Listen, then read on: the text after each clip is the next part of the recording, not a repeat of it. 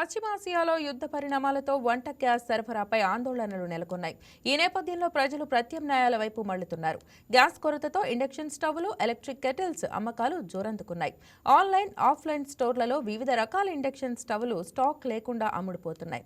సిలిండర్ల సరఫరాలో జాప్యం, గ్యాస్ కోసం ఎక్కువ రోజులు ఎదురు చూడాల్సిన కారణంగా ప్రజల్లో భయాందోళనలు నెలకొన్నాయి. దీంతో ప్రత్యామ్నాయం కోసం విద్యుత్తో పనిచేసే స్టవ్లను వంటకు ఉపయోగిస్తున్నారు. గ్యాస్ కొరత కారణంగా ఇండక్షన్ స్టవ్లకు గిరాకీ పెరిగిందంటున్న విజయవాడ ఎలక్ట్రానిక్స్ అసోసియేషన్ సెక్రటరీ శ్రీనివాస్తో మా special correspondent Prasad face to face. Vijayawada electric dealers association secretary, అదేవిధంగా Vijayawada chamber of commerce treasurer Srinivasarao గారు ఉన్నారు. ఆయనతో మాట్లాడదాం. సార్, నిజంగా ఇండక్షన్ స్టవ్కి అంత డిమాండ్ ఉందా ప్రజెంట్? యాక్చువల్గా మన ఏపీ మార్కెట్లో ఇండక్షన్ స్టవ్కి యాక్చువల్గా అంత డిమాండ్ అనేది ఇదివరకు లేదండి. మామూలుగా మనం సంవత్సరానికి మహా అమ్మితే మేము మా కౌంటర్లో రిటైల్లో 100 పీసులు అలా అమ్ముతాం, హోల్సేల్ కాకుండా. ఇప్పుడు ఏమైందంటే ఎల్పిజి మీకు గ్యాస్ అనేది షార్టేజ్ అనేది ఇండియాలో 100% వస్తుంది. ఇవాళ కమర్షియల్కి ఇచ్చారు, రేపు డొమెస్టిక్ కూడా కోటా తగ్గించడమో లేకపోతే బుకింగ్కి సమయం ఎక్కువ తీసుకోవడం. 24 గంటలు ఇదివరకు గ్యాస్ సిలిండర్ ఇచ్చేవాళ్ళు ఇప్పుడు 24 రోజులు ఉండమంటున్నారు. అది తప్పులేదు, ఎందుకంటే గవర్నమెంట్ ఎవరు ఏమి చేసేదే కాదు, యుద్ధం కాబట్టి. ఈ సమయంలో ఏంటంటే ఎక్కువ మంది దాన్ని ఆల్టర్నేట్ ఏంటనేది ఆలోచించుకోవడానికి ఇండక్షన్ కుక్కర్ వైపు బాగా చూస్తున్నారండి. మాకు ఒక 4-5 డేస్ నుంచి విపరీతమైన ఎంక్వైరీ, సేలు, అలాగే విపరీత బుకింగ్లు కూడా తీసుకుంటున్నాం. మా దగ్గర కూడా స్టాక్, పాత స్టాక్ ఉన్నాయి కూడా అమ్మేసాం, కొత్తవి కూడా దొరకట్లేదు మార్కెట్లో.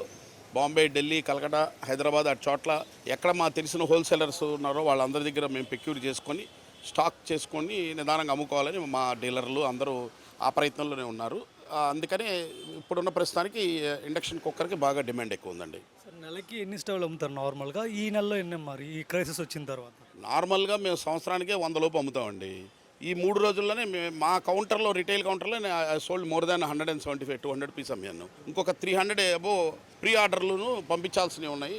వాటి కోసం స్టాక్ ప్రొక్యూర్మెంట్ అవన్నీ ఇండియా లెవెల్లో చెక్ చేసుకుంటున్నాం. అందరూ ఏ షాపుల్లో కూడా 1 పీసో 2 పీసులు మించి స్టాక్ అనేది లేదండి. అన్ని కంపెనీలు దగ్గర క్లోజ్ అయిపోయినాయి. బికాస్ మార్చి 31 స్టాక్ కూడా డిపోలు ఎక్కువ పెట్టుకోరు. ఇది అన్ఎక్స్పెక్టెడ్ సేల్ వచ్చినాక మొత్తం ఉన్న డిపోలు అన్నిటికీ అందరికీ క్లియర్ ఆఫ్ అయిపోయిందండి. కొన్ని వేల పీసులు అమ్మారండి. ఒక అమెజాన్లోనే 150,000 పీసులు మొన్న శుక్రవారం సేల్ అయిందండి. దాన్ని బట్టి ఎంత డిమాండ్, హెవీ డిమాండ్ ఉందనే దాన్ని బట్టి మీకు అర్థమవుతుంది. సో అది పరిస్థితి.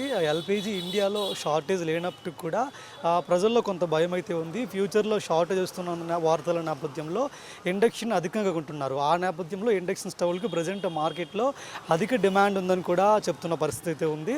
ప్రజెంట్ అటు ఆన్లైన్లో కానీ ఆఫ్లైన్లో కానీ స్టాక్ లేని పరిస్థితులు కూడా ఇండియాలో చాలా ప్రాంతాల్లో కనిపిస్తున్నాయని కూడా చెప్తున్నారు. వీడియో జర్నలిస్ట్ విశ్వనాథ్తో ప్రసాద్ ఆకుల, వైకే న్యూస్, విజయవాడ నుంచి. Please subscribe to YK TV Network. Please subscribe to YK TV. Please watch YK News. Subscribe to YK TV. Please subscribe to YK TV. Subscribe to YK TV. Please do subscribe to YK TV. And do subscribe to YK TV. Subscribe YK TV.